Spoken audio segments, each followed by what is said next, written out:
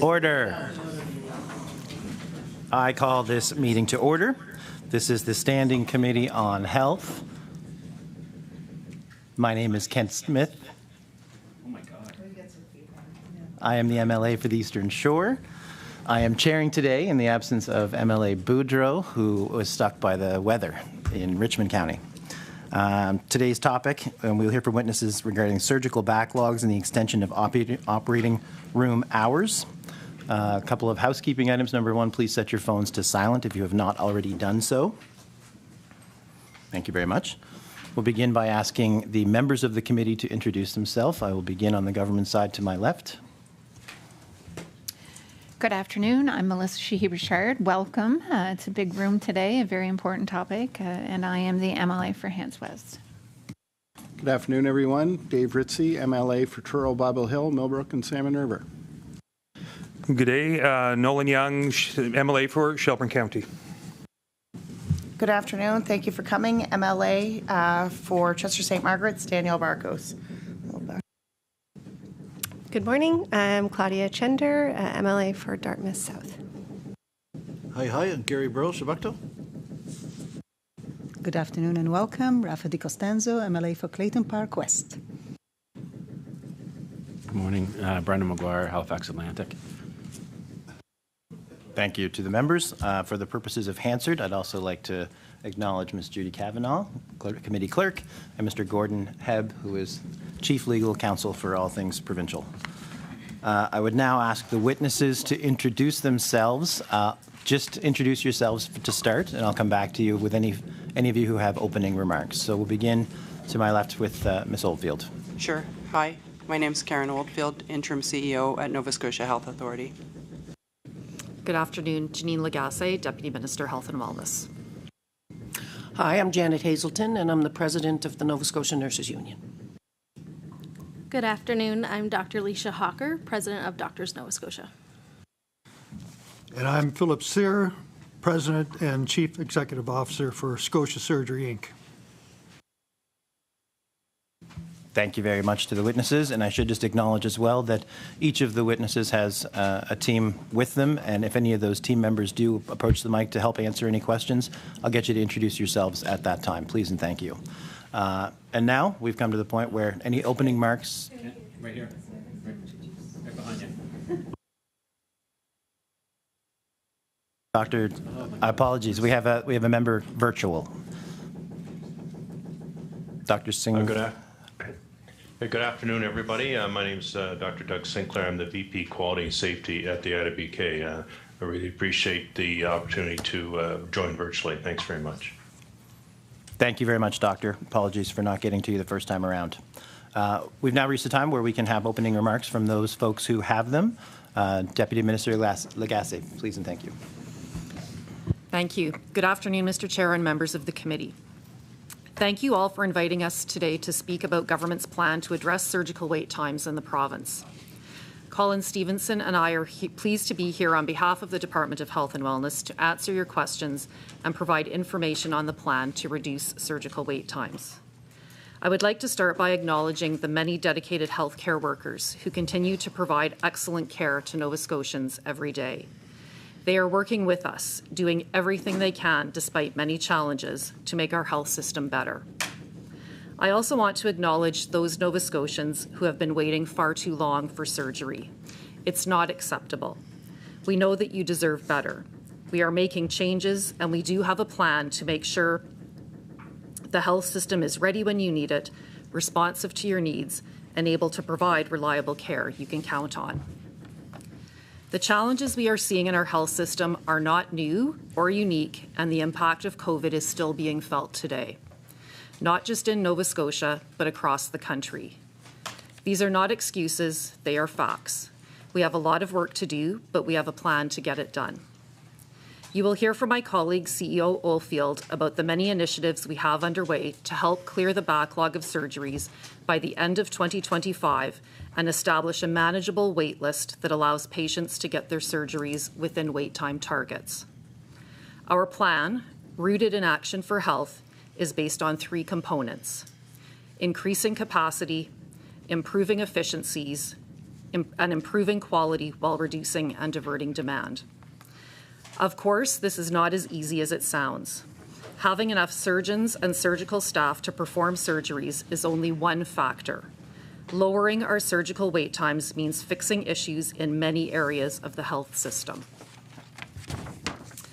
It means looking at everything connected to surgery, including more beds for post-surgical care, more operating room availability, eliminating the 1 million paper-based referrals processed annually, centralizing multiple surgical wait lists that exist, and ensuring people can get diagnostic tests, MRIs, and CT scans sooner. Reducing our surgical wait list will take integrated, system-wide solutions. Every change we make needs to be a change we can maintain. We know our healthcare staff are exhausted, so whatever we do needs to improve, not increase their workload. Before I conclude, I would like to speak briefly to accountability and availability of information for the public. Nova Scotians can visit waittimes.novascotia.ca to get information on surgical wait times, find the shortest wait time, and identify potential options for reducing their wait time. On the Action for Health website, we post quarterly progress updates on all solutions, including our promise to implement innovative solutions to reduce surgical wait times, provide safe quality care, and achieve benchmarks. The daily dashboard contains information on the number of surgeries performed at every Nova Scotia health site and the IWK each day. This information is available 24/7 for Nova Scotians to see. In closing, I'll say again that the wait times for surgeries in Nova Scotia are not acceptable. Nova Scotians who are waiting for surgery expect us to do better, and we are working hard to do that. I look forward to your questions. Thank you, Deputy Minister. Ms. Oldfield. Thank you, Mr. Chair. Good afternoon. Thank you for inviting me to give Nova Scotians an update on surgical services. I'm proud of the ground we are covering and know we are on the right path to creating the ready, responsive, and reliable surgical system that Nova Scotians expect and deserve. Like the Deputy, I want to acknowledge the dedication of all those working in operating rooms and supportive services to provide care to people in our province over the very difficult circumstances of recent years. Thank you. This meeting comes near the tail end of a series of conversations in communities across the province.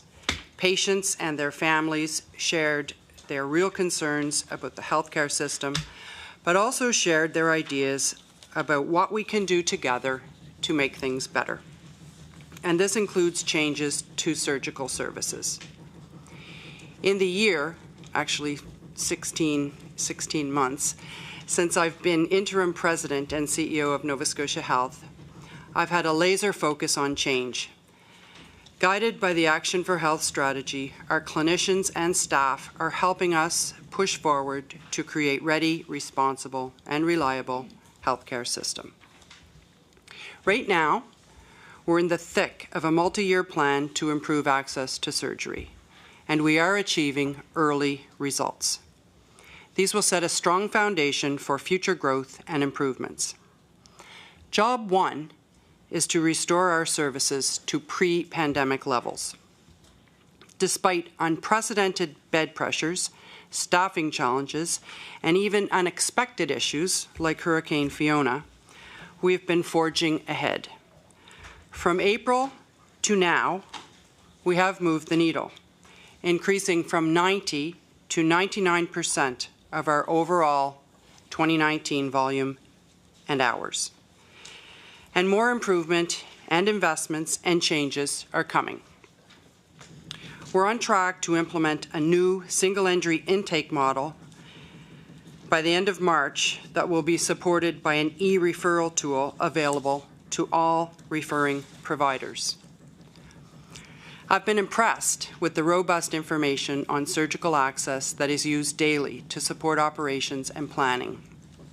But because surgeons currently receive referrals directly and manage their own lists, we, as in the administration at Nova Scotia Health and the department, we lack a line of sight into how many Nova Scotians are awaiting a consult, and our new model will fix this.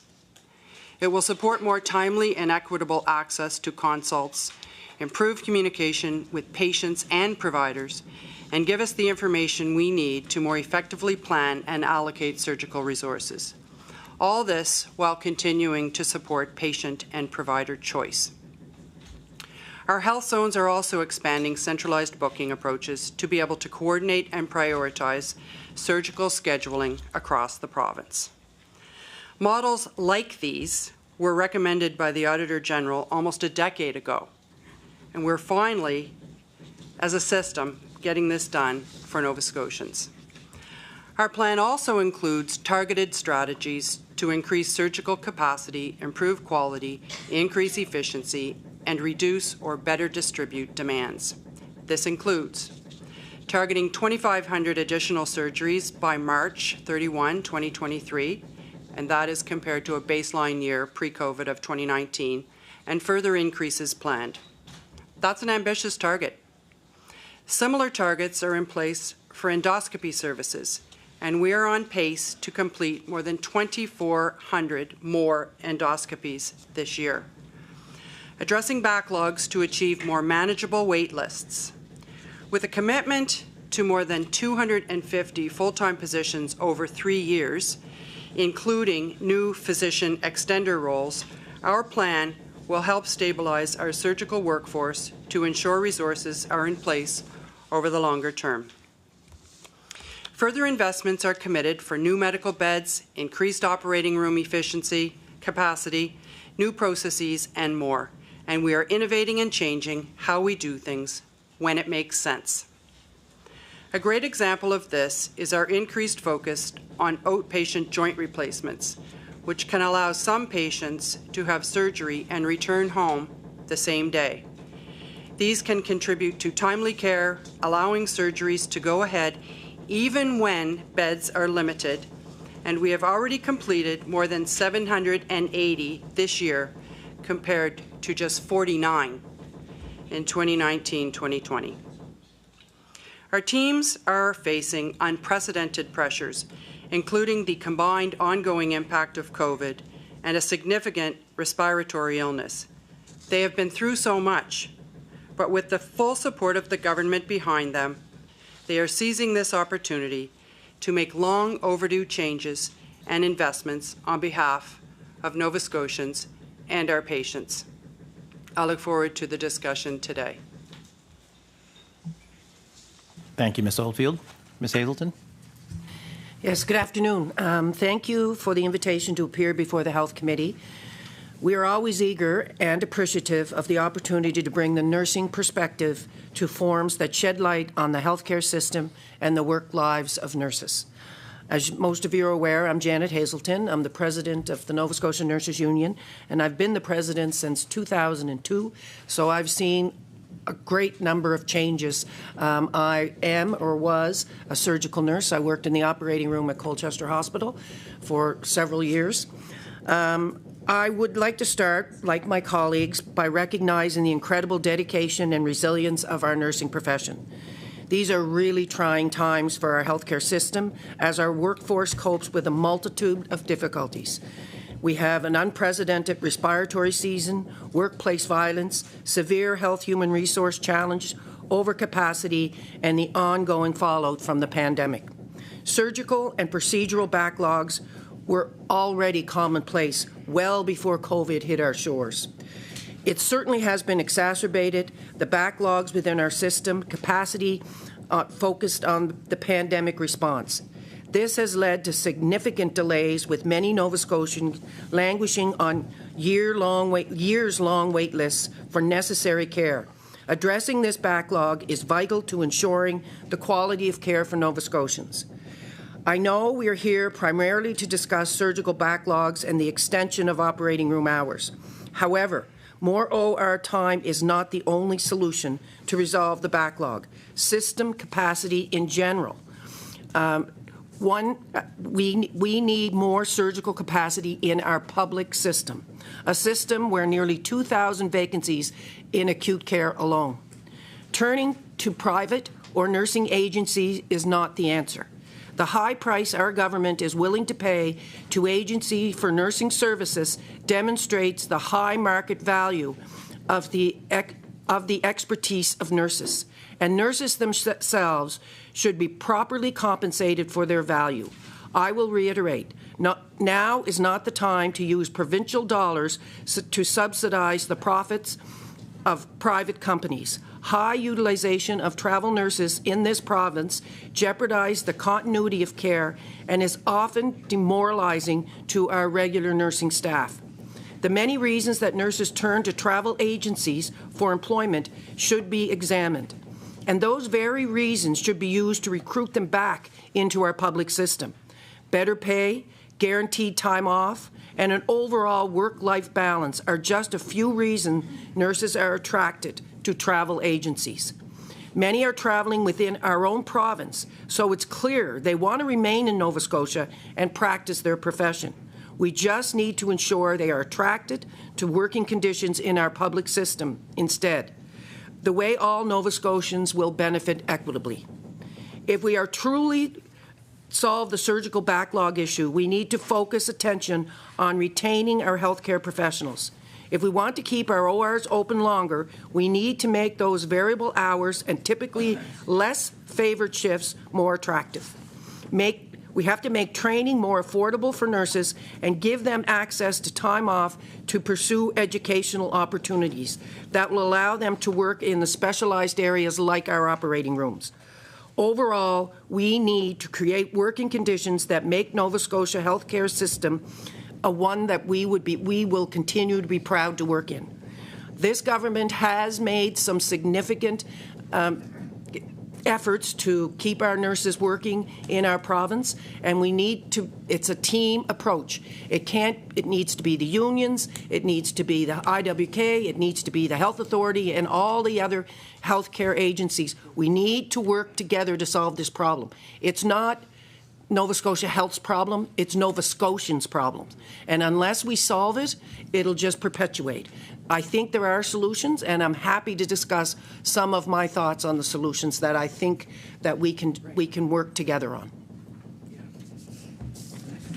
Thank you, Ms. Hazelton. Dr. Hawker? Good afternoon. Thank you for inviting us to appear today before you. I'm Dr. Leisha Hawker, President of Doctors Nova Scotia. In my early career, I was a physician working in the Northwest Territories, doing primary care and emergency services. For the past 9 years, I've been a primary care provider at the North End Community Health Centre, just up the street on Gottingen. I also work at Regency Park Addictions Clinic, and I'm one of the founding physicians of the Newcomer Clinic, which serves refugee in Halifax. With me today is Dr. Andre Bernard, the board chair of Doctors Nova Scotia. He's an anesthesiologist with Nova Scotia Health, an associate professor with Dalhousie's Department of Anesthesia, Pain Management, and Perioperative Medicine, and he's also associate head of his department. Today's panel is large, so I'll keep my remarks focused on our priorities. We're glad to be here today to discuss surgical backlogs and the extension of operating room hours, which is core to the issues of both patient access and physician resources. Doctors Nova Scotia works to ensure physicians in our province are members of an adaptive, resilient profession that can thrive in a rapidly changing healthcare environment. The COVID-19 pandemic has had major impacts on our healthcare system, with more than 25,000 Nova Scotians currently waiting for a procedure. Doctors and our colleagues are frustrated by the wait times. The challenges we're facing today are not new. CIHI data shows our province has had high surgical wait times for over a decade. And the reasons vary from a growing demand for more services to a shortage of human resources. The situation is made worse because of the pandemic. While there are no easy, patients deserve much better. Our province doesn't have enough providers to address the current backlog without finding innovative solutions. We need to use the resources we have more effectively, recruit and retain more physicians along with other providers, and ensure we're keeping our workforce well. We believe the solutions are in the health partners working together to improve access to care. Physician recruitment and retention, patient attachment to family doctors, and a better work environment for all and for physician wellness. Doctors Nova Scotia is committed to working with our partners to address healthcare system challenges so Nova Scotians have access to the care they need. Thank you again for having us today, and we welcome your questions. Thank you, Dr. Hawker. Dr. Sear? Thank you. I would like to begin with a brief history of the conception of Scotia Surgery. Before 1991, all oral surgeons provided oral surgical services at in-hospital clinics located in various hospitals within the province. At that time, most of the services oral surgeons provided were charged to the province under the Defined Dental Surgical Benefit Program, administered by MSI. After 1991, deinsurance of most ambulatory oral surgery procedures and subsequent closure of hospital oral surgery clinics was witnessed, leading to the need for private ambulatory surgical facilities to provide safe care for these oral surgery patients. In 2003, a plan was developed to create such a facility which would also service other non-MSI insured procedures. The target population was for ambulatory oral surgery, cosmetic surgery, general dentistry, workers' compensation, military, and RCMP patients. Construction began in 2004 and was completed in December of 2005. Design and construction followed the non-hospital surgical facility standards and guidelines issued by the College of Physicians and Surgeons of Alberta in 2005. 1 year after opening, we met the requirement to apply for accreditation with the Canadian Association of Accreditation of Ambulatory Surgical Facilities, which was passed easily. The accreditation has been maintained to the present day. Our mission was to provide private pay surgical services which did not include patients who were funded by the principles of the Canada Healthcare Act. Providing this service would also direct private patients away from the more expensive hospital care and hopefully free up access for those who qualified for care under the Act. Our first OR list scheduled for orthopedic workers' compensation patients under an unwritten agreement was canceled by the board 2 days before the scheduled surgical date. In 2008, money was allocated by the Department of Health to the province aimed at decreasing orthopedic wait lists. A 3-year contract with Capital District Health Authority was created to provide public-funded ambulatory orthopedic surgeries.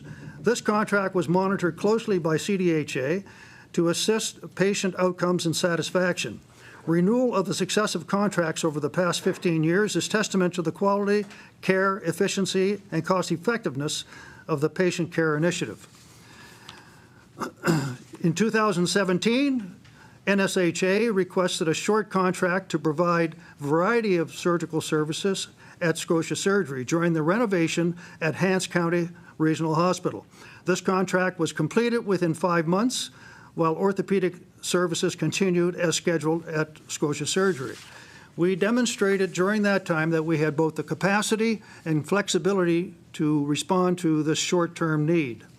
In February 2022, the IWK contracted Scotia Surgery to provide a variety of pediatric surgical services for their facility. This was to be a trial contract for 17 months, after which continuation of the ongoing contract would be considered. It appears that the IWK and their patient and families have been pleased with this arrangement. Our current list of public surgical services includes both adult and pediatric orthopedics, pediatric dentistry, pediatric oral surgery, pediatric cosmetic surgery, and pediatric urology. Our private surgical services include oral surgery, orthopedics through a variety of private insurance companies, centralized surgical services program patients under WCB, as well as occasional RCMP cases and cosmetic surgery. Under the government contracts, the patients are subject to the single-payer formula under MSI. Patients are not permitted to jump the queue. All surgical lists are managed by the individual surgeon's office. Surgeons and anesthetists are provided by the central district hospitals. Management, nursing staff, and support staff are provided by Scotia Surgery. In conclusion, Scotia Surgery has proven to be an efficient, cost-effective model of treatment for a broad spectrum of surgical services and an excellent tool to reduce surgical wait times in this province, and our contracts are not in conflict with the principles of the Canada Health Act. The patients, of course, must meet the criteria for safe treatment in a privately owned ambulatory facility and are screened prior to being booked at Scotia Surgery. Backlogs of surgical cases appears to be a universal problem throughout Canada. Many provincial healthcare departments are looking at existing private surgical facilities to assist in the management of this ever-increasing backlog. Scotia Surgery looks forward to ongoing participation in the management of increasing surgical wait lists and can increase the current capacity with the addition of a third surgical suite if or when it is required in the future. Thank you for the opportunity to speak to this committee, and we'll take questions. Thank you, Doctor. Dr. Sinclair, if you have any opening remarks, I'd ask you politely to keep it under 3 minutes, please, and thank you. We're getting tight on time. Well, MLA de Costanzo, this is a Liberal topic with many witnesses that were chosen by the Liberal Party. Dr. Sinclair. Yes, thank you. My name's Doug Sinclair, and my background is in emergency medicine, although I've been a hospital administrator leader at the IWK and Central District for many years and at the university. We're key partners with Nova Scotia Health. Obviously, we do pediatric surgery for the entire province when necessary, and gynecology and breast cancer surgery for Central Zone. We're key partners with Nova Scotia Health, and as Dr. Sear said, we're involved in a current pilot project with Scotia Surgery. So we're key partners, and we're happy to answer any questions from the committee.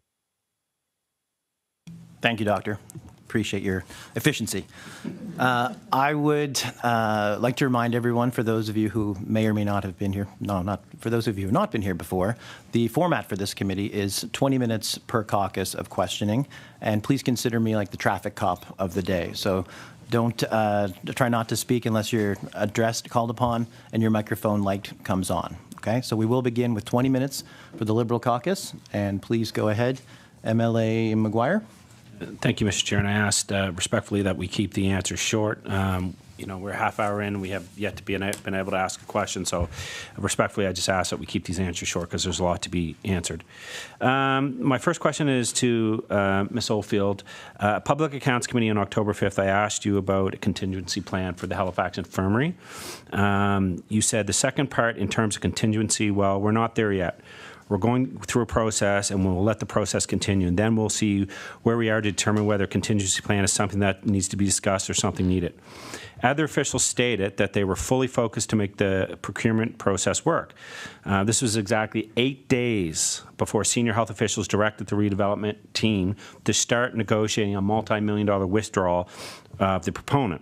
So I'll ask you again, and with the new revelations about once-in-a-generation redevelopment project is not going to go through as previously determined, what is the government's plan to replace the Victoria General, and why 8 days before before the removal of that proposal did you sit here in public accounts and say there was no contingency plan, which have an impact on surgical?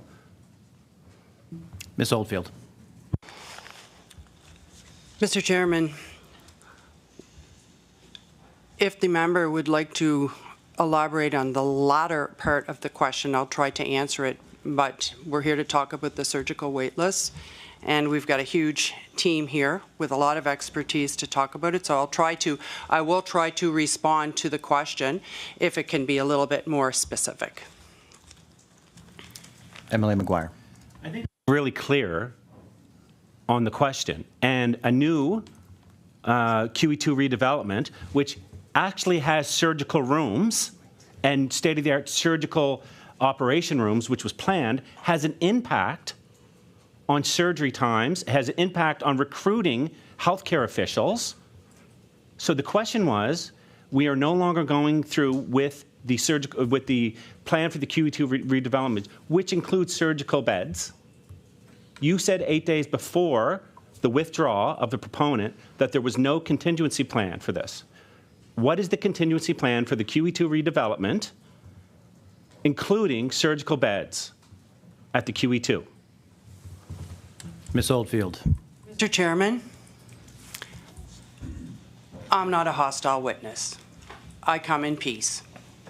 I come to address the surgical wait list topic. I'm happy to come to the QE2 as relates to the list. But, Mr. Chairman, I'm here to talk about Nova Scotians who are waiting too long, as my colleagues have indicated, and I'd like to discuss how we are going to deal with that. The QE2 is an element of it, but I am not here to argue. I'm not here to fight. I'm here to do, as my colleagues have suggested, work together with them and, frankly, with you to solve the surgical wait list issues faced by Nova Scotians in our province. Thank you, Ms. Oldfield. MLA McGuire, I would encourage you to keep your tone amicable. And the topic today is surgical backlog. So I would argue that, again, MLA McGuire. I would argue that, again, surgical times and wait times, the available beds and spaces and technology available will attract surgeons to this province, will keep surgeons in this province, and will have an impact on timely surgical procedures.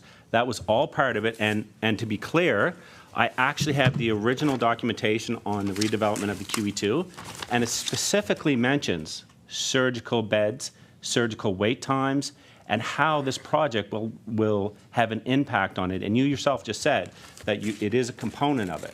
We can't pick and choose, Mr. Chair, what components we want to talk about. And I'm not being hostile. What I'm saying is we were told that there was no contingency plan for the redevelopment of the QE2 in October at public accounts. 8 days later, and that was the words of the President and CEO of the Nova Scotia Health Authority, not my words.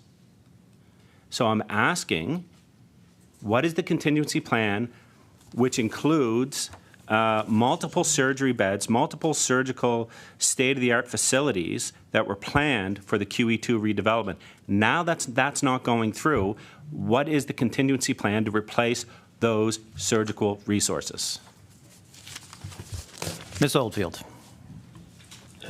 Mr. Chairman, may I say, when the government is prepared to announce and make that plan public, it will be made public. It is not my ability to answer all of the questions that the member has put to me. As he knows, we are in the middle of a procurement process that his government did design, and he knows that it is confidential until completed. MLA McGuire. Talk about confrontational, but let's be clear here. We are no longer in a procurement position because on the original redevelopment plan, because the individuals, companies, have withdrawn, and one of them, in fact, is being paid millions of dollars to withdraw. So that part of the procurement is over, and I'm asking about what is the plan, and I think maybe we'll bring the tone down a little bit, but it's very important not just to the healthcare workers to know that that the resources are going to be there. It's also very important for Nova Scotians to know that When they go to the hospital, there will be beds. When they go to the hospitals, there will be state-of-the-art technology. And we've heard from doctors, I've heard from doctors personally, young doctors in particular, that they're going to leave the province because of the state of the infrastructure. And again, it's not my place, and it's certainly not the place of individuals, I don't think, to comment on Liberal, Conservative, NDP when you're at the helm of the Nova Scotia Health Authority. I don't think this is a partisan conversation. And what I'm trying to ask is, quite simply, what is the plan to ensure that we have these beds in a timely manner now that the proponents have withdrawn and we are no longer in a procurement process with those proponents? Ms. Oldfield. Thank you, Mr. Chairman. And to the member, thank you for bringing the temperature down. Okay, because I'm just going back to Global, November 28, where you are stated to say, quote, instead of saying you broke it and we're going to fix it, it should be we're going to build on things. We're going to work together to do what's right for Nova Scotians, Maguire said, quote. And so, Mr. Maguire, that is the spirit in which I've come to the committee, and I truly appreciate the temperature coming down. I'm very happy to discuss how we solve the problem together. So, I will add, Mr. Chair, that the part of the plan always was beds at the Dartmouth General, ORs at the Dartmouth General, the hybrid OR, tick, tick, tick, and there are other components to the plan which, when the procurement process has been completed, the government will speak to and I will be able to speak to. MLA Maguire, MLA DiCostanzo. No, it's me. MLA Maguire. I appreciate that, and I'm well aware of what has happened over the last several years with the Dartmouth General. I think a lot of us were there when those announcements were made, and I think those are great. But again, like the question is not being answered. It's fine to throw something like, to do your research on what I said as an MLA and spend your time, I guess, going through Global to find out what I said, and I stand by my words. But your words exactly were the second part in terms of contingency. Well, we're not there yet. We're going through a process. We'll let the process continue. Then we will see where we are to determine whether contingency is something that needs to be discussed or not. Those are your words. I stand by my words that we need to put partisanship aside for healthcare workers and for people in Nova Scotia. And I don't know the political affiliation of anyone at this table, but I bet you it's all different. And I don't really care as long as things are getting done. And so I stand by my words. I would like to know, 8 days before the withdrawal of the proponents, there was no contingency plan. Just yes or no, that was your words. Is there a contingency plan now that the full redevelopment of the QE2, the $2 billion redevelopment, is no longer moving forward as originally planned? Ms. Oldfield. Mr. Chairman, the province of Nova Scotia is currently in a procurement process. The procurement process has not been concluded. Unfortunately, I mean, I cannot speak to anything beyond that procurement because those are the rules. So I'm sworn to secrecy. Happy to discuss as soon as I'm able to, believe me. Thank you, Ms. Oldfield. MLA Maguire. I mean, I'd be interested to know who we're in procurement with when the original proponents have withdrawn. That's what's interesting to me. And that's all I'm trying to get at here, is that this is the largest redevelopment of the healthcare infrastructure in Nova Scotia history. We want to make sure that these things are on time and they're efficient. And, we saw the Bears Lake on time, the parking lot on time. And I think two different governments and political stripes had their hands in that. So kudos to everyone involved. So did our healthcare unions, so did our healthcare workers, to make sure these things happen. The last thing we need is unable to get answers on these things. And we know, quite frankly, that the $2 billion price tag has ballooned. We don't know what that is. We don't know if that's the reason why the original companies pulled out of the procurement. We can't get those answers, even though MLA McGuire, I've been as lenient as I possibly can be in referencing the topic of today's committee meeting. I think it's very clear when I'm talking about healthcare. Order. And surgery. We have a lot of witnesses who have come in here today to talk about surgical backlogs in the air, and I'd encourage you to bring your questions back to surgical wait times. And I will give you an extra 30 seconds based on calling order. MLA McGuire. So my question is that we now have this large infrastructure project that is being postponed as originally designed, and that will have an impact on our surgical wait times. That will have an impact on our resources. When can Nova Scotia expect a plan on the full redevelopment of the QE2? If you're not, is it my understanding that, I'm not asking for names, but the original proponents, are they no longer negotiating with, or are we still in negotiation with those proponents on the development of the QE2? So kind of two questions there. I apologize. Ms. Oldfield. Mr. Chairman, the procurement is ongoing. It has not concluded. And there are proponents in that process. And until it's concluded, that is where we are. I can't go beyond that. I'm sorry. If I could, I would. I cannot. MLA McGuire. So I don't think we're going to get answers on that. Are we expecting, what is the time frame? So originally the redevelopment of the QE2 had some time frames. It was online. After the October public accounts, that website was taken down. And it actually redirects you now to Build Nova Scotia, I think. My question to you is, do you have new timelines on the redevelopment of the surgery beds and the entire redevelopment? Has it been pushed out past 2025 or whenever are you expecting it to be delayed? Ms. Oldfield. A bigger and then a smaller answer to the question. First of all, I think it is important to note, while not directly asked, it's important to note that a number of surgical beds have opened in the province over the past while. Beds at Valley, beds at Dartmouth, beds at Aberdeen, and a real push on making sure that surgeries are going as quickly and as efficiently as they can, with the beds available and with the staff available. And as I indicated in my opening remarks, we have seen some good, strong glimmers of hope. And so that's on the bigger picture. On the smaller picture, again, just specifically on the redevelopment,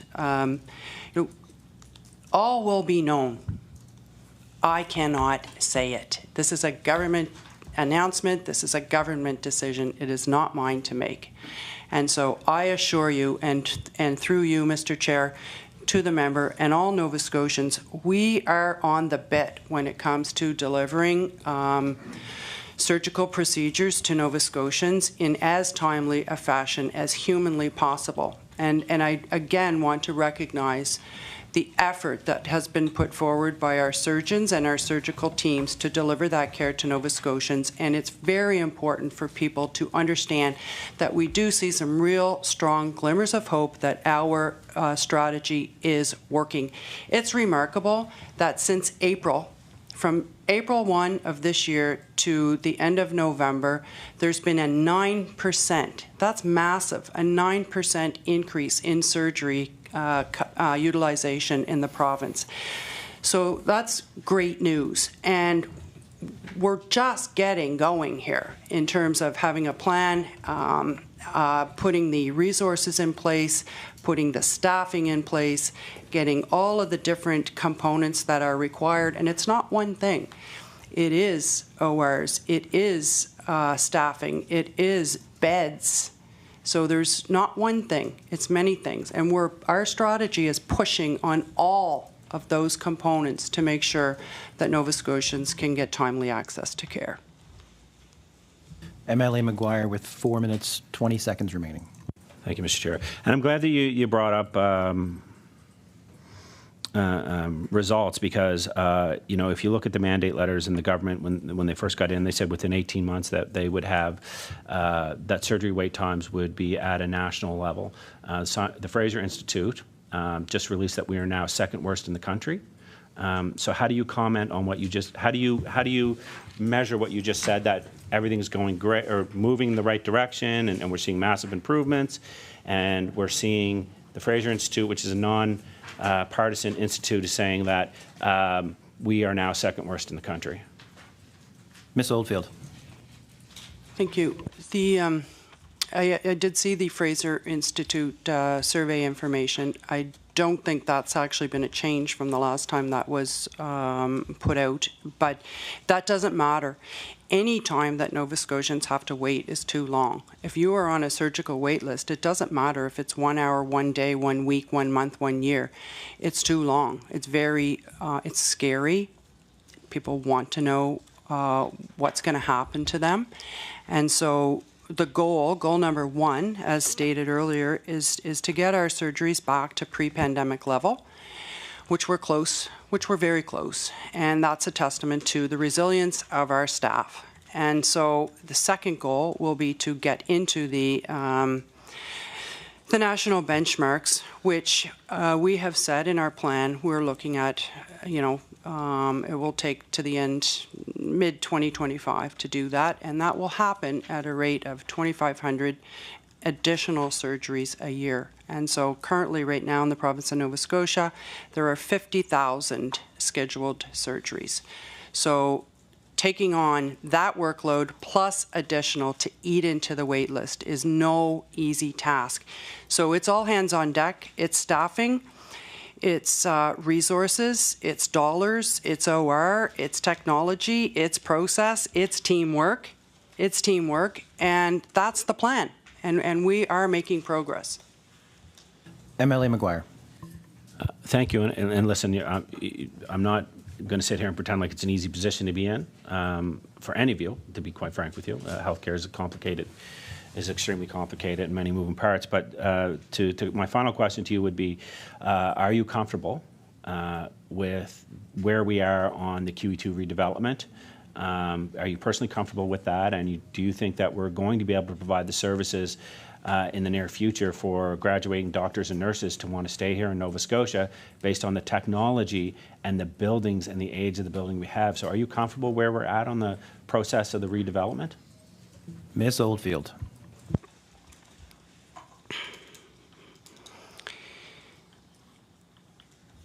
Where is a Bible? Where is a Bible? We don't have a Bible? Then I cross my heart. I cross my heart. We will move these surgical wait lists. We will provide the right care in the right place to Nova Scotians as quickly as we possibly can, and that is a promise. MLA McGuire. So the question was, are you comfortable with the redevelopment of the QE2 where it's at now and where it's supposed to be? Ms. Oldfield. I can't really do much better than cross my heart. And, working with my colleagues at Health and everybody across the line here, I would say, please allow the process to conclude, to allow the government to grapple with its decision, make the decision. We will implement as quickly as humanly possible. And we are moving fast. MLA McGuire, the bell is going to go. That's fine, yeah. Thank you. We're going to Ms. Chender with the New Democratic Party Caucus. Good afternoon. I think I said good morning earlier, but I think we're all in that state in December. Thank you for being here. I'm pleased to have the opportunity to ask a few questions. I'll begin with Ms. Oldfield. You said that you have a plan, so I think that's what we're here to ask about. Those were your opening statements. Is it fair to say that Nova Scotia Health and yourself are running point on this plan, notwithstanding that there's teamwork involved? Ms. Oldfield. I would say that it's really a plan that emanates from the health leadership team, and as has been stated previously to this committee, the health leadership team is comprised of myself as the interim CEO, the deputy from the Department of Health and Wellness, Dr. Kevin Orrell, and as well Ms. Janet Davidson. So a goodly part of the plan comes from that, and I hope people understand how closely the deputy and I are working together so that we are bringing a systems approach to the challenges, and certainly as relates to this surgical waitlist plan. Yes. MLA Gender. Thank you. You have mentioned yourself several times this morning that you are in an interim position. You mentioned that you had been in it for 16 months. Will you be the person that sees this plan through? Will you remain in an interim position? Is there a plan for a permanent president and CEO of the Health Authority? Ms. Oldfield. Thank you. I do serve at the pleasure of the Minister and the Premier of the province, so I would defer to them in terms of my ultimate, what will happen. But certainly my intent at this moment is to do everything I can to move the various aspects of the healthcare challenges in front of me. I have no plans on going anywhere, and I have no plans to do anything other than spend my 24/7 doing the things that we've been talking about. But it's not all in my hands, as you know. MLA Gender. Thank you. I appreciate that. I think, as you mentioned, you're answering this from your perspective as the interim president and CEO, but of course you were also on the Premier's transition team. We know that you were involved with the thinking around how this government was going to move forward in a systemic way and also in a political way. We know that one of the first moves was to fire the board of directors of Nova Scotia Health. We've heard nods in passing that accountability and transparency might need to be reinstated at some point. Do you have an idea of when that might be? Ms. Oldfield, but I'll remind MLA Gender to try and bring it to the topic at hand, please, and thank you. Ms. Oldfield. Yes, thank you. In terms of the, I guess I could perhaps answer that a couple of different ways, but as the deputy noted, we are trying very hard to be transparent. So the deputy referred to waitlist being available to Nova Scotians, Action for Health and the benchmarks there being available to Nova Scotians, and other aspects of the system which we're trying to make available to Nova Scotians so that they fully understand, what's going on and where they may be in the bigger picture. In terms of ongoing. With respect to Nova Scotia Health and the current governance model, I would expect that at some point there will be decisions made, but at this moment in time, I can't give you a time frame, no. MLA Gender. Okay, thank you. I think, especially given the sort of lack of representation of healthcare experience and leadership on that team. There is some, but certainly there is also lots of administrative and innovative experience.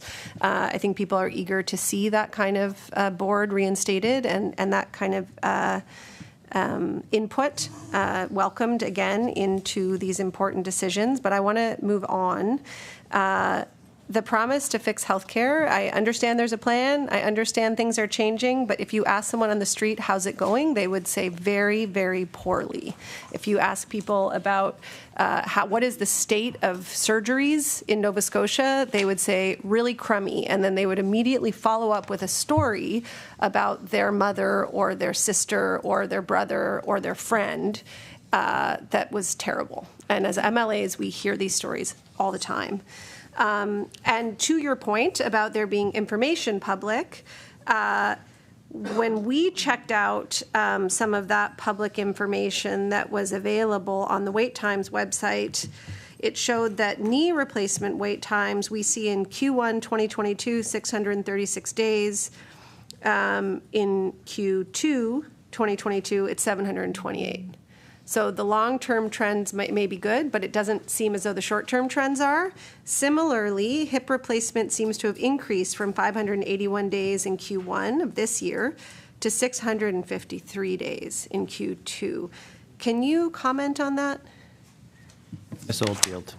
Yes. As to the latter points, I'm going to ask my colleague Cindy Connolly to provide a little bit more detail. But as to the first part of the question or the comment, I'm well aware of Nova Scotians' views. As I mentioned in my opening remarks, the Deputy, myself, and the Minister of Health and Wellness, Minister Michelle Thompson, have completed 15 of 18 stops around the province of Nova Scotia. We've taken the last 7 to 8 weeks. We've gone into many of the communities. We've spoken to many Nova Scotians, to healthcare workers, to physicians, to many. So some of the stories are very very moving and very difficult to hear, and that's why we're doing it, so that we can understand where the issues are and address our attention to the highest priority matters to be attended to. So I just want to share that with the committee, because I think it's important for leaders to get out of their offices and to speak to people and to understand exactly what's going on, much as you do yourself. So you know, that we have done, and we've spent hours, and of course, traveling with the minister and with the deputy also gives us an opportunity to identify in quick order the actions that we can take. So as to the latter part of your question with respect to the knee replacements and the hip replacements, I'm just going to ask my colleague, Ms. Cindy Connolly, to come here to the mic and specifically address that. Thank you.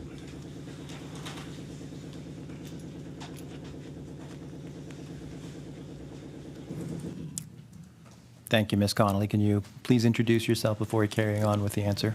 Yes, thank you. Ms. Connolly. My name is Cindy Connolly, and I am the clinical director for the Periop Network and the co-lead for the Perioperative Strategy Initiative to look at the surgical backlog and the surgical wait times, surgical access. So thank you for your invitation here today, and happy to answer your question. If I could just recap, your question was around the orthopedics, wait times, hip and knee replacements. And your comment earlier about patients calling your offices every day. Absolutely. We get the same kinds of comments every day, and it's extremely sad and disconcerting to hear patient stories. So certainly empathize with them.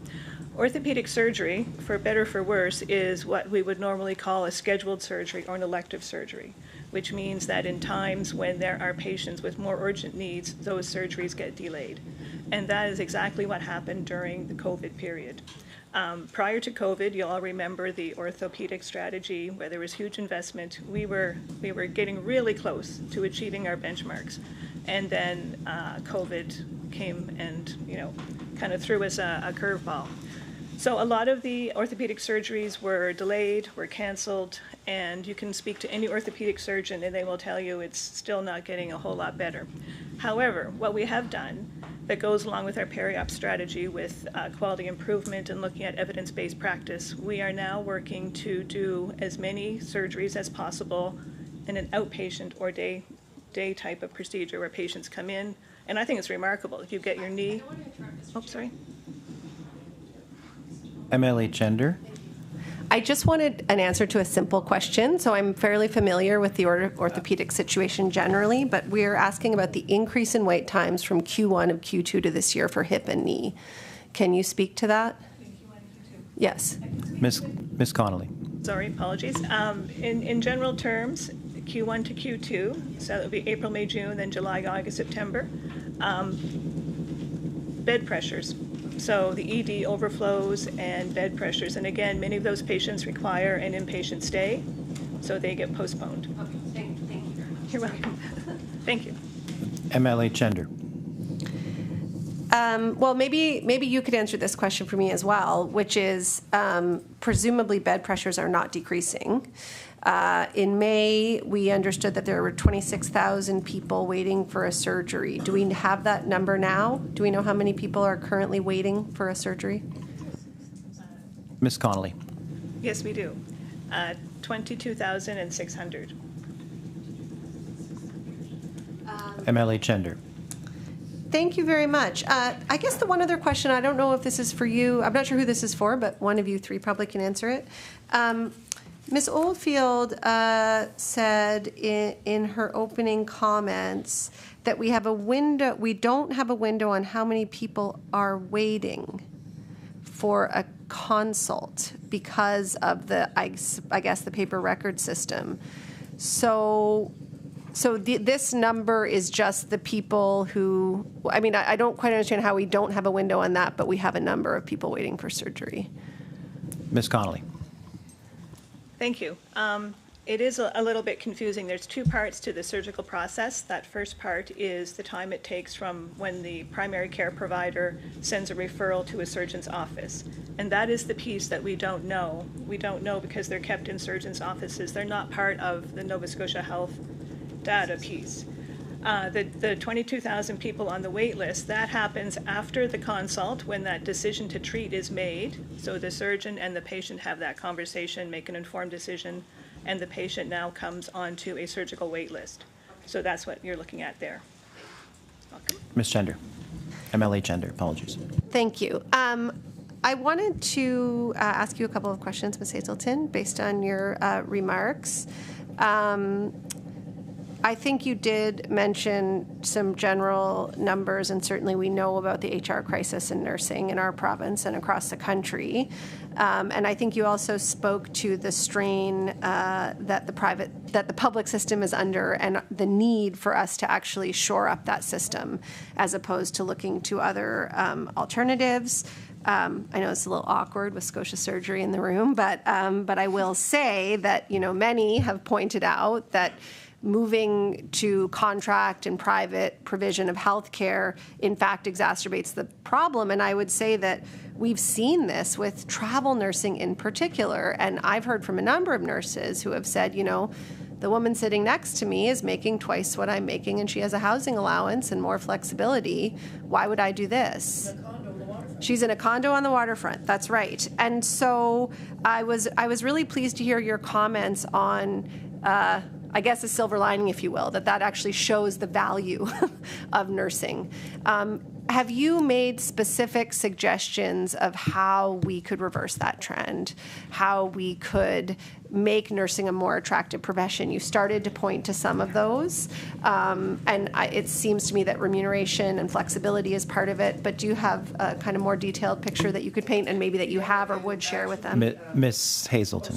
Yeah, go ahead. Sorry.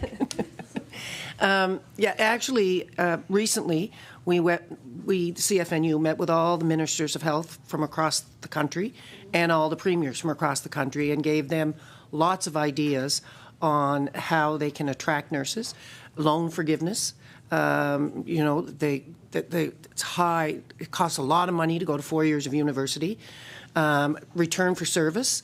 We have lots of places in rural Nova Scotia that we should be looking to those high school students because we know if you grow up in Ingonish, you're more likely to go back to work there. We have the nurse practitioner incentive where nurse practitioners are paid to their full-time salary to go to school and come back to that community to work as a nurse practitioner. So there's lots of, but they all take time. And they all take commitment. And when I refer to the private, the travel nurses, it is really discouraging to work beside someone making more money than you, especially if they're from the same province as you. And so we identified that as a national problem because it's a problem everywhere. And what happens when travel nurses come into our units, they don't do the same work we do because they can't. They're not orientated. They just don't do. We do a lot of the work, teaching them what to do, and then they're gone. So I think everyone's identified that. And when we talk about private health care, oftentimes those are when we introduced. I'll give you an analogy. When we introduced CTAs to help CCAs, so what the CTAs did was all the better part of their job. walking our seniors, doing their hair, and then the CCAs were left with the heavier, more complicated care. The same goes for surgery.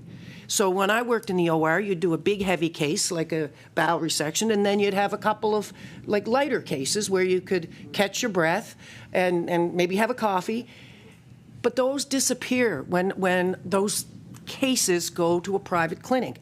Those lulls in your day, and you're still working, but it's just less intense. You're not scrubbed for 4.5 hours. Then you get, when those cases disappear from our workload, from our workday, it makes our workday really tough. It's hard. They're all big cases. So then, where am I going? I'm not doing this every single day, 5 days a week. I'm going to go somewhere where I can have the lighter days, not the weekends, not the evenings, not the nights, not the call. So part of being an OR nurse is you have to take call. That's part of the job. Well, if I can go somewhere and do what I love, but not have to take call and get paid, why wouldn't I do that? And that's why we're losing nurses to travel nurses. And if we think it won't happen, if we open private surgicals, if we think nurses are going to stay in the public system, that's not going to happen. Because just like they're going to travel nursing, because they have control, they have better hours, they have more time off, and they get more money. So we should learn from that mistake that is happening across this country. Because travel nurses is a thing. It's huge. And we're losing our younger nurses because it's attractive. MLA Chender with 2 minutes, 50 seconds. Yeah, I have a bunch more questions, but I want to follow up and say, I know that some of those return to service and those are longer term solutions, but have you identified any quicker solutions that would allow us to bring some of those travel nurses, particularly those who are resident in Nova Scotia, back into the public sector? Miss Hazelton. Oh, sorry, Miss. Happens all the time. Happens all the time. Miss Hazelton. Imagine what I was like in school. So in Newfoundland just introduced Newfoundland travel nurses. So those are Newfoundland nurses that are traveling around Newfoundland, getting paid more but they're Newfoundland nurses, and they're getting paid by the health authority in Newfoundland. So I just got a copy of that, and I'll be asking Miss Oldfield to consider it. MLA Chender. Okay.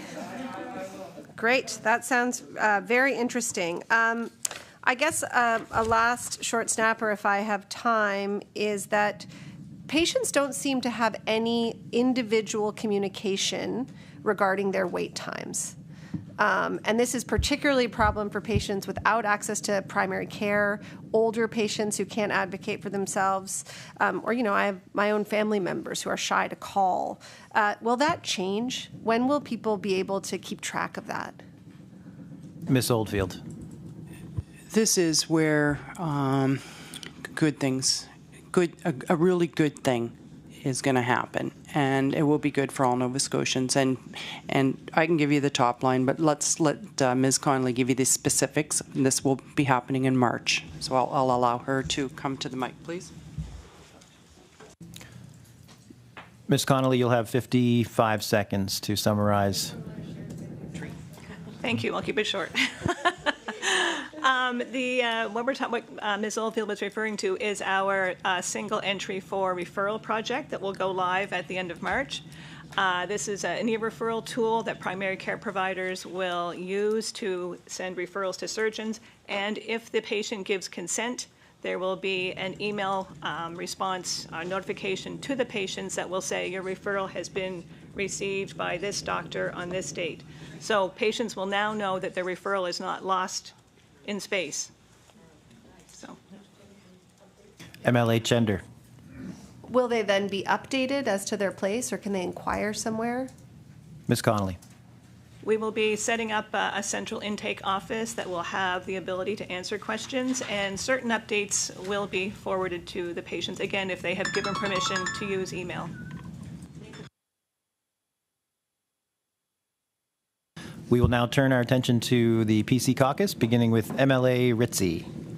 I'm going to welcome back Ms. Connolly here shortly. Sorry, Ms. Oldfield. And it's an expansion to the last question. So, can you tell us a little bit more about the single entry referral system and the central wait lists and how that's, I guess, how they are expected to help address the surgical backlogs? And you can expand on it a little bit more. That would be great. Ms. Connolly. Great, thank you for the question. This is it's an innovative solution. It's not new, but it certainly is new for Nova Scotia. It has been used across the country. A single entry model for referral has been shown to reduce wait times for patients.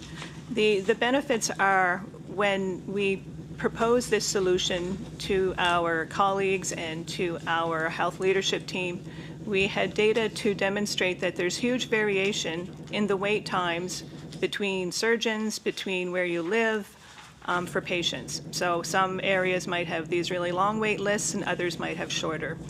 There was no way for us to provide that information in an easy manner to the primary healthcare providers.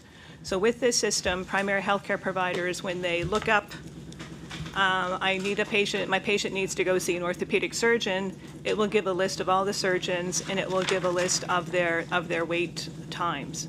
So they will know that surgeon X has a wait time of this for consult and surgeon Y will have a wait time of ABC. So that, again, will facilitate that discussion between patient and provider, and they can make a decision on where they would like to go for that surgery. So it gives patients more choice, it gives primary care providers more information. It also provides primary care providers a bit of a one-stop shopping. In the past, primary care providers would not necessarily know what information was required for that referral. They wouldn't know where to send it, so sometimes there was a shotgun effect and the referral would get sent to 3 or 4 surgeons. And what we realized as part of our wait list validation is that many patients were on a wait list 3 and 4 times. So that just, our data was not clean. So we've worked, the teams have done a tremendous amount of work to clean up their wait list. So now primary care providers know who does what. And they will also know what information they need to send. In the past, referrals could ping pong back and forth. You send it today, oh no, you need to send in an x-ray. Okay, so now we need blood work. So all that will be in this e-referral form. The requirements will be there, so primary care providers will know from the get-go. So it's going to save primary care time and better for the patients, and the system will actually have some of that information now to help us with our planning. MLA Ritzy. So I have a second question, maybe totally different, I guess, but talking about impact and different factors that can impact wait periods. Can you share with us how appropriate wait times are determined? Sure. So there are. Ms. Connolly, that one was my fault. No worries. I never know if the light should be red or green. There are a few procedures that have a national benchmark for wait times. So hip and knee surgeries have a national benchmark of 182 days, cataract surgery for 112 days. But that is it from a national perspective. Other agencies have tried to determine appropriate wait times and it hasn't necessarily worked out for the best. So within Nova Scotia Health, we have surgeon-defined priority times, priority levels. We have 6 priority levels and surgeons would select those. So when we talk about patients meeting the wait time targets, it will either be the surgeon-selected wait time or the national benchmark. MLA Ritzy.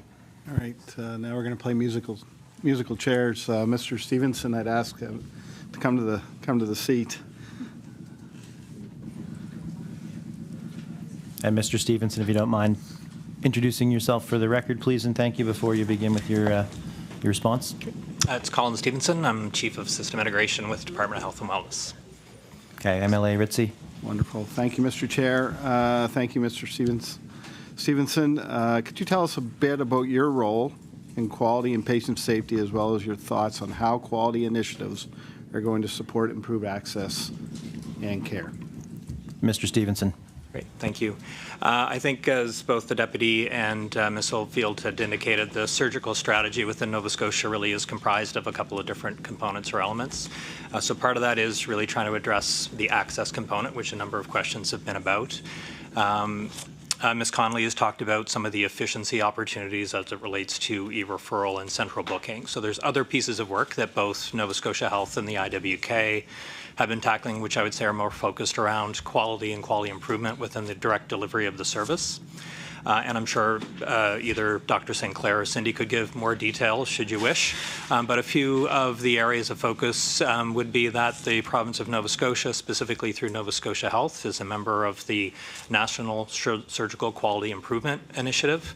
And what that means is that there's a team of abstractors and clinicians within Nova Scotia Health that actually do a retrospective review of patient charts to understand the actual process of the individual who received the surgery and what their outcome was. And they also, through a defined number of individuals, do a focused interview with the patient themselves to understand how they're doing post-surgery. What that allows for is a more robust availability of data, which the surgical team can actually use to compare their performance across surgeons, across sites, nationally and internationally, because we participate through this with the U.S. as well. So the opportunities that generates actually helps to drive specific improvements within the quality of a surgery, the outcome of a patient, which actually has a system impact. So one example could be is that identified opportunities to improve urinary tract infections, which can be common or could be a complication associated with surgery. They've been able to identify opportunities to improve that within Nova Scotia. The impact for the patient is obvious: better health, better outcome, shorter length of stay. So from a system perspective, back to earlier conversations and questions, it actually helps to generate better availability of bed, which allows us to do more surgeries. So there's pieces of that are within the surgery strategy as well, which we're seeing great improvement on, regardless of the progress that we're making in the surgery wait lists, which we've heard progress on. We're also seeing good outcomes as it relates to individual improvement processes. MLA Ritzy. That's great. Thank you so much for your time, Mr. Stevenson. I'll pass it over to my colleague, Melissa Sheehy-Richard. MLA Sheehy-Richard.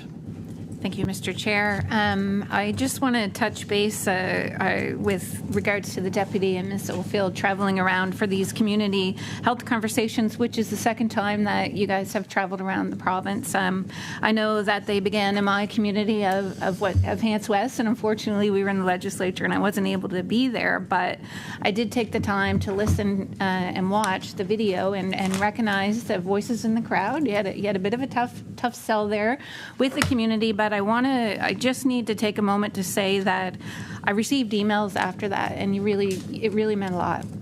And it makes me a bit emotional because, I know these people firsthand, and I know the hard work that they're doing, and the fact that you're taking the time to listen and really find how a community hospital can benefit and do things for community and not just have regional hospitals, that these community tiny little hospitals have a key part to play in working together. So from those discussions, this session and the first session, can you provide me with any new insights or solutions that came about from these conversations that might address the surgical backlogs and the wait times?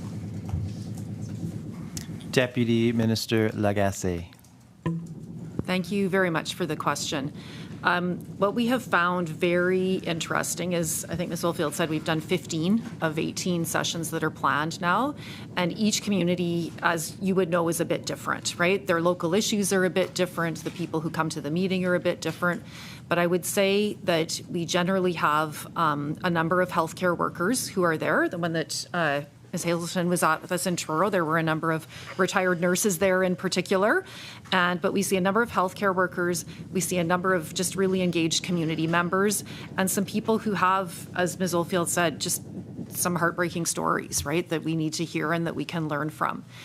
But on a global perspective, what I would say is that what we've learned from people mostly is that they understand the need for change. That the message that we are bringing, and as we talk about Action for Health and the changes that we're bringing, is that people understand that the system as it is cannot stay as it is, and that we need to make some really big changes to it in order for there to be improvement.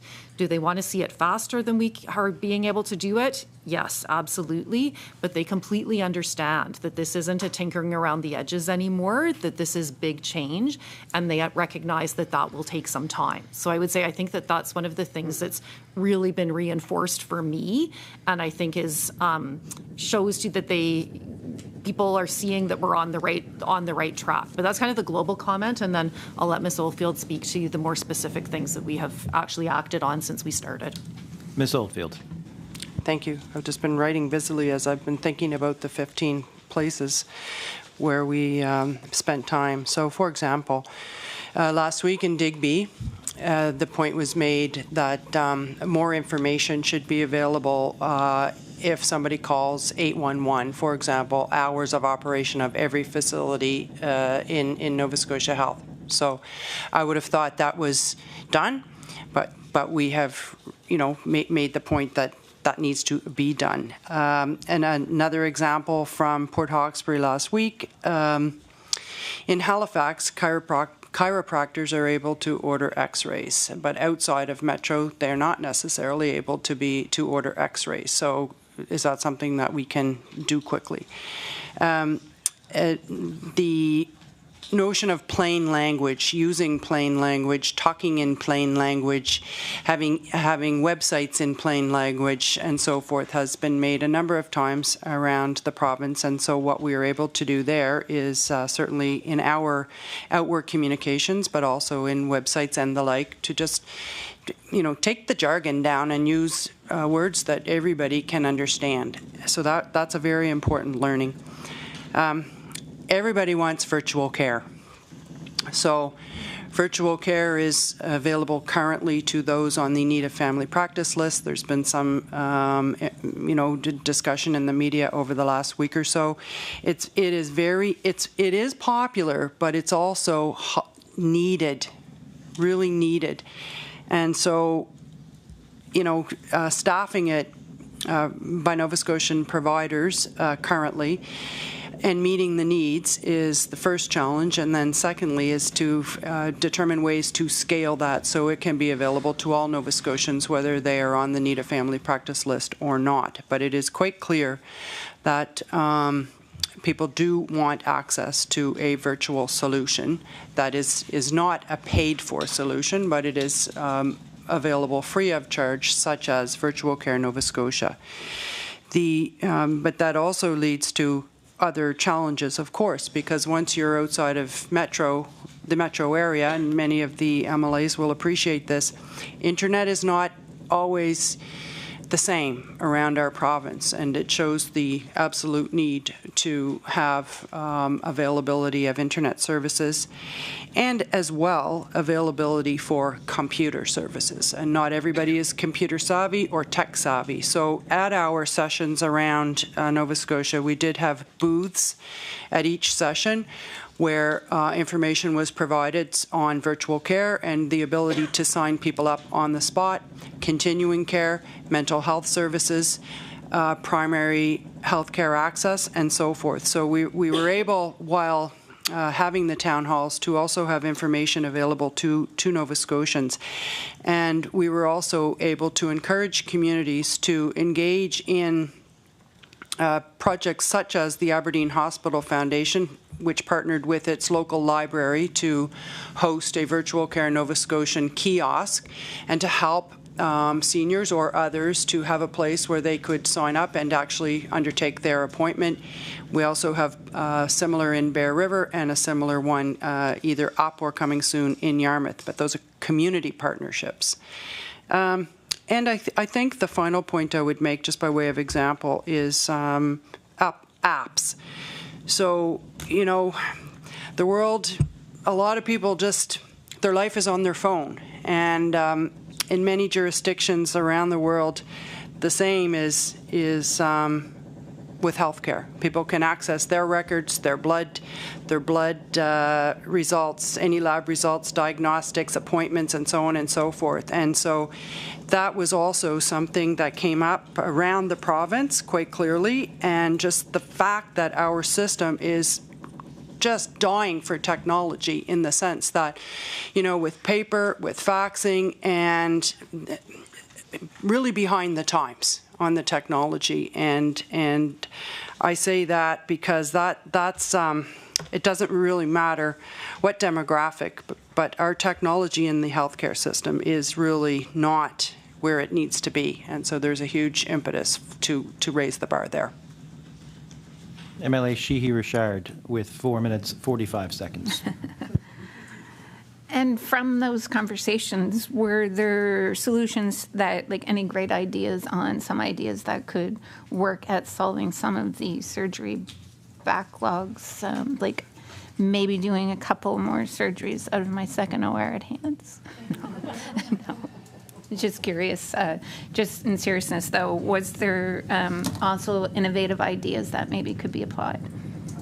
Ms. Oldfield. Thank you. I think the single biggest idea, if you like, coming out of the town halls would have been how can communities partner with either the health authority or others to help to retain and recruit healthcare workers to their community. Honestly, yes, that would go to the surgical wait list in a way, but mostly it's getting primary care providers and other important healthcare professionals in the community, staying in the community, family in the community, and really part of the community. So in many cases, really the question is how can we participate? What are other communities doing?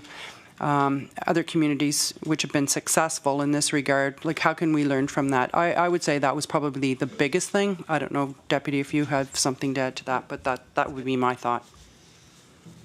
MLA Sheehy Richard. And then I remember reading and watching the videos and commentary on the robotics, which was quite exciting. And I think we talked about it at public accounts, but I just want to know, like, is robotics, are they playing any part of a role in addressing the backlog, the surgical backlogs for the province? Ms. Oldfield. I think robotics, so it's very exciting, it's really important, and it is the wave of the future. In terms of right now today, yes, we do have surgical robotics in Dartmouth General and also at the HI. Are they impacting our wait lists? Okay, that's yet to come. But what they are doing is the surgeries which are being performed with the robotics are having a higher, they're very precise, which can mean fewer revisions and or corrections. They are also, it provides a level of surgery which requires people can go home sooner, so they would be in the hospital for a lesser amount of time, which frees up beds and so forth. So it's not all the time. Like, we don't have robotics where we're just going like crazy. It's very, we're still in a fledgling state in Nova Scotia. However, I think it's really important to say those surgeons who are trained on and who are training on the robotics, like, we're either number one or number two in the country in this area, depending on what robot you're talking about. So that's really important, and that's good news for Nova Scotians, and it's good news for our recruiting. And the other important part that comes from robotics is the data. We're able to, because it is robotics, there's a lot of analytics that are associated with it, and we can then take the data, and we are able to use the data to predict and get into what we would call predictive analytics to either better position for future surgeries or, use them in any number of ways. So there's good things that come from robotics, and I really appreciate certainly the QE2 Foundation and the Dartmouth General Hospital Foundation and others have been key partners in securing robotics for our surgeons. MLA Sheehy Richard. 29 seconds. Yes, I will be so kind as to pass that over, because my next one is too long for 30 seconds. Thank you. So that concludes the first round of questioning. And just for the benefit of the witnesses, we typically have up to 10 minutes to work with based on the time we have left in committee. So we have to be done around 2:40, 2:45 in order to complete some committee business. So with that in mind, I'm giving each caucus 3 minutes for round 2. So we will begin with the Liberal caucus, and that'll be MLA Di Costanzo. Thank you. Thank you. And I had 2 at least, or 3 questions, but I'm going to start with my first question to the doctors Nova Scotia, to Dr. Hawker. And I was speaking to a couple of OR doctors that I know and I've spoken to many times. And he literally said to me, we are running OR on the edge every day. Okay? He said to me, first we have to check whether we have rooms, whether we have enough nurses, whether we have equipment. Every morning, he said, ICU investigations have been done 6 months in advance. By the time the patient makes it to the OR, their condition has changed, and they may not be able to do the operation. The other one was discharge. We are discharging them, and they have no family doctors. A simple infection ends them back into emerge. They're constantly seeing this. And my question is, if we extended the operating rooms, how can we solve those before we can extend? And this was a government promise, right? Many promises have been broken. That, you know, I can tell you many people would have voted for the Conservatives because they're going to get their operation faster. They're going to do it 24 hours, evening and weekends. How do you see that ever being possible? Dr. Hawker. Dr. Hawker, but I would remind MLA Di Costanzo it's the Progressive Conservative Party. Dr. Hawker. Thank you very much. As you know, and we've spoken about previously, primary care is the foundation of the healthcare system. So as you mentioned, the surgical backlog is multifactorial. Bed shortages, human resources, both physicians and nurses and other healthcare providers. But we also know that primary care is focused on prevention. And if we focused our efforts on that so that every Nova Scotian had access to a family doctor in a timely manner, we could focus on prevention of obesity and keeping our seniors well and active, and upstream reducing the demands on orthopedic surgery. Now, those are long-term solutions. In the short term, we need to recruit and retain more physicians and nurses as well, and other physician extenders, and look at innovative ways to manage the backlog. So, for example, the single entry pilot that's starting in the spring, I'm really hopeful that that will have some significant efficiencies with that, and I look forward, especially as a family doctor, to have that streamlined access for surgical services for my patients. MLA Di Costanzo, 22 seconds. Thank you, and maybe Ms. Hazelton can answer this one quickly. So the government had promised that they're going to have 24 hours. Did they sit with you to say how are they going to pay when you go? Right now, nurses are working 9 to 5 or 7 to 4 for operations in the OR. How are they going to be paid? The time for the Liberal caucus is round 2 is expired. I will turn my attention to MLA Burrell of the NDP party. Oh, well, thanks. I'm thinking just about this problem of clearing the backlog of surgeries and what's to be done about this. And the Canadian Cancer Society has this recommendation: the government should bring forward and make public a plan. Plan meaning sets of benchmarks, timelines, and that should be available with a reporting mechanism.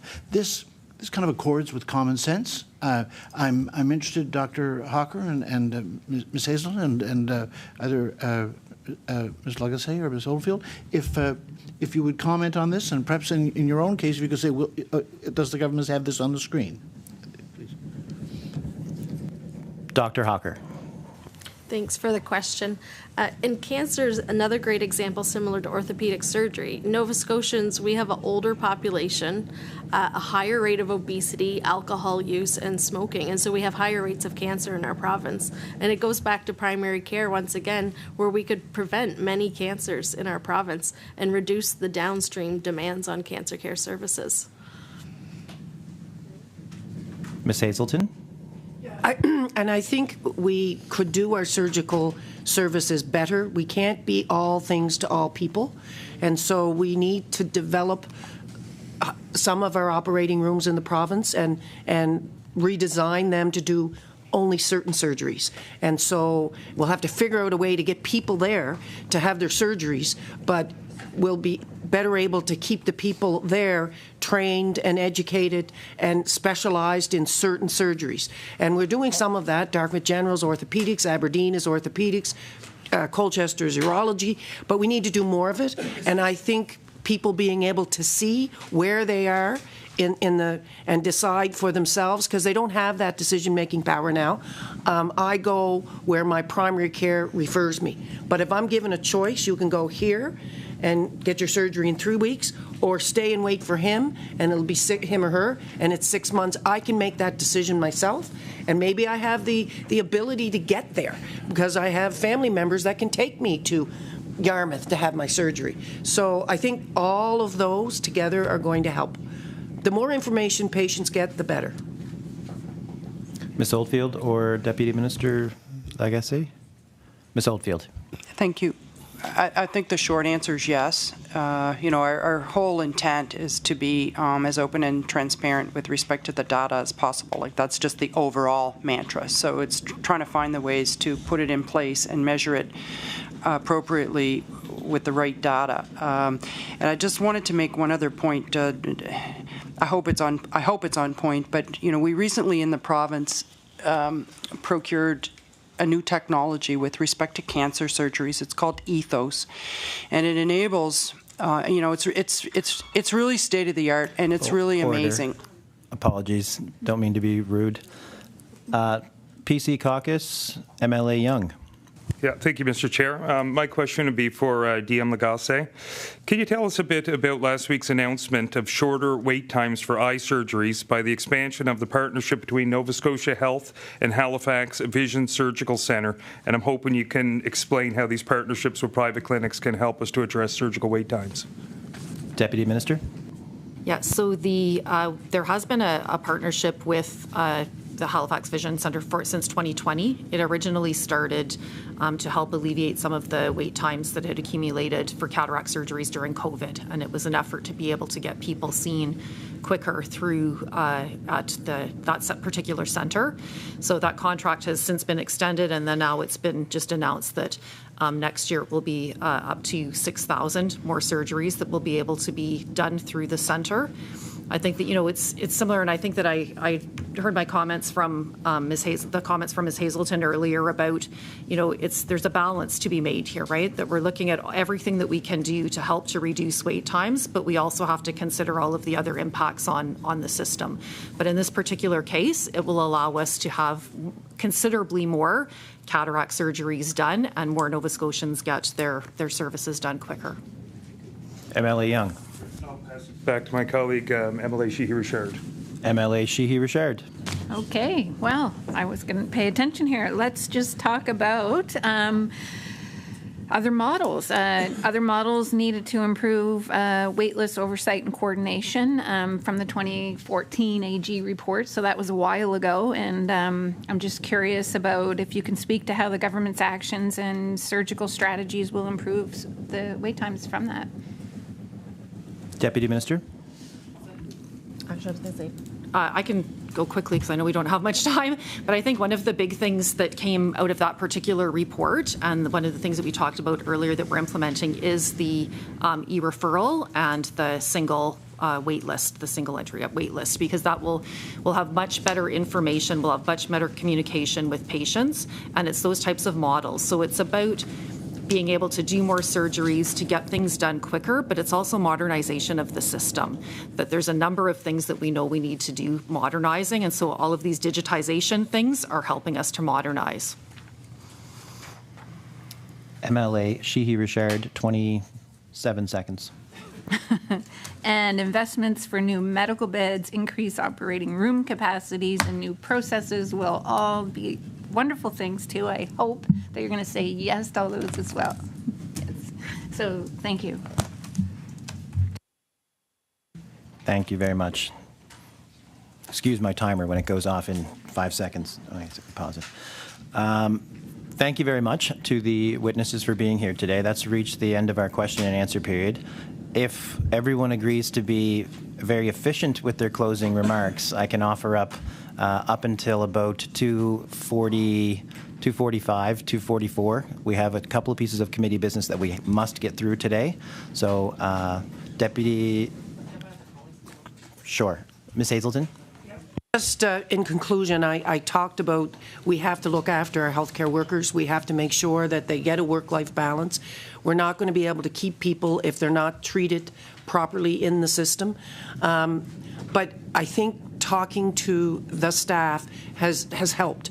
You know, Dartmouth General's operating room, for example, when they do a hip, they used to have to move from operating room to operating room. So they made some just common sense decisions, and they're able to move a lot quicker. And those ideas came from staff.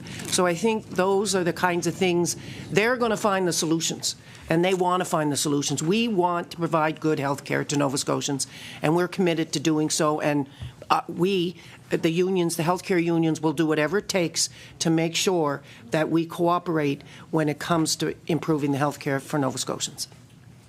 Thank you, Ms. Hazelton. Dr. Hawker? I want to thank you again for inviting us to participate in the discussion and to reiterate the importance of partners working together to improve access to care and to improve the working environment and physician wellness. To address hospital overcapacity and staffing shortages and long wait lists, all partners must work together to find the creative solutions to address the many challenges. So I think we're on the right track, but there's still always more that we can do to make sure that Nova Scotians have access to comprehensive and timely care. So thank you once again for inviting us to participate in this conversation. Thank you, Dr. Hawker. Dr. Sear? Thank you for having me. It's been an interesting session from my perspective, simply because I haven't been asked any questions, which is probably a good thing because I got a long list of things to say. However, all I would say is that all of the conversations that we've had in the past with members of the Legislative Assembly, members of NSHA, members from IWK, is they're looking for capacity, and we have capacity. And we're undertaking under contract presently, and have been for the last 15 years, providing capacity for the healthcare system to throughput surgical cases, and we will continue to do so if allowed to. That's basically it. Thank you, Dr. Sear. There's a parting gift for you for the commissionaires for not having a question today. Dr. Sinclair. Yes, thank you. Just to share some information with the committee, you've read about other pediatric hospitals across Canada canceling surgery due to the viral surge. I just want to let everyone know that that is not the case at the IWK. We've moved some surgery to day surgery. We have not had large-scale cancellations, so we're working hard to make sure that we provide that service to our pediatric population and our women's and gender diverse population. That could all change in a week, but that's what we're doing right now. Thank you. Thank you, Dr. Sinclair. At this time, the witnesses are free to go with the thanks of the committee, and we look forward to seeing you again. As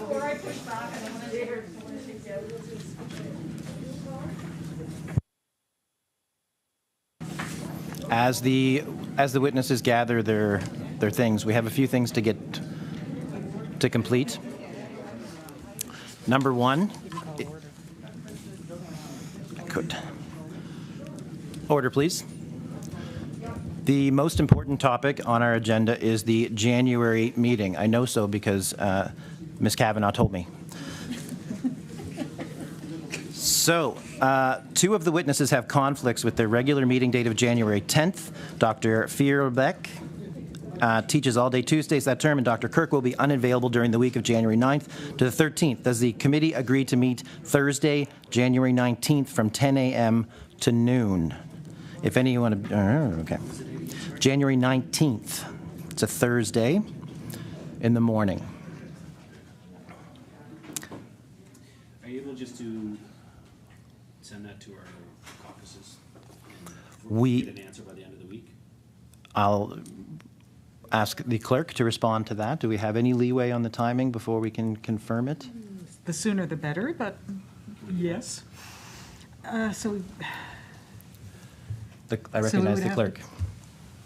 So I'm just checking with our legislative council. That means it would have to be decided by an email poll?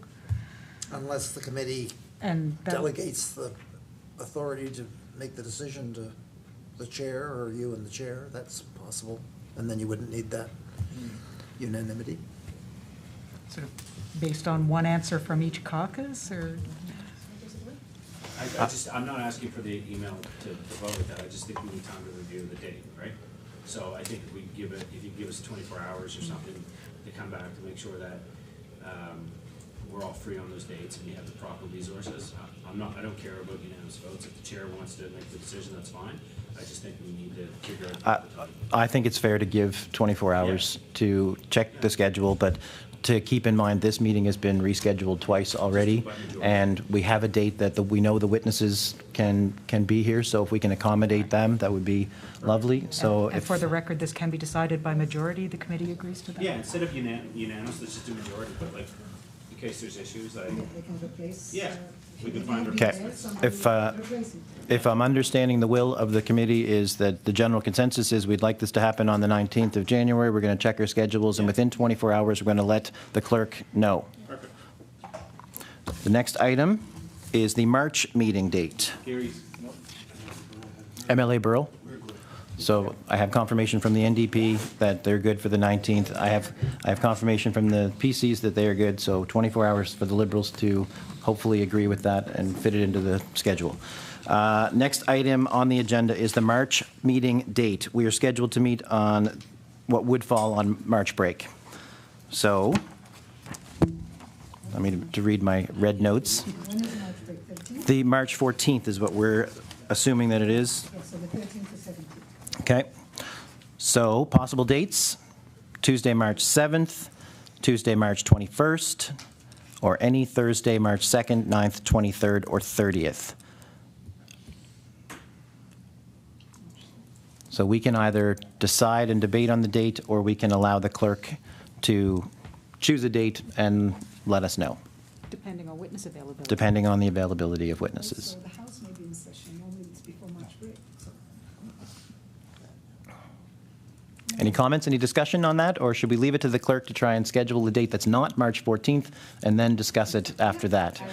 Choose one. So, with nods and smiles, we'll say, Madam Clerk, could you please schedule a date for us, and then we'll figure out a way to accommodate it. Okay. Last two pieces on the agenda are correspondence. On October 26th, letter from Tanya Penny at the Department of Health and Wellness in response to additional information from the October 11th meeting. Any discussion on that letter? Seeing shakes instead of nods, we'll say we'll log it. And the September 18th letter from Brenda Sterling Goodwin, re vector transmitted infections. It was sent to members on October the 5th and again yesterday. Any discussion? Seeing none, and with no other business to attend to. Any other business to attend to? Seeing none. Thank you for this meeting. I move that it is adjourned.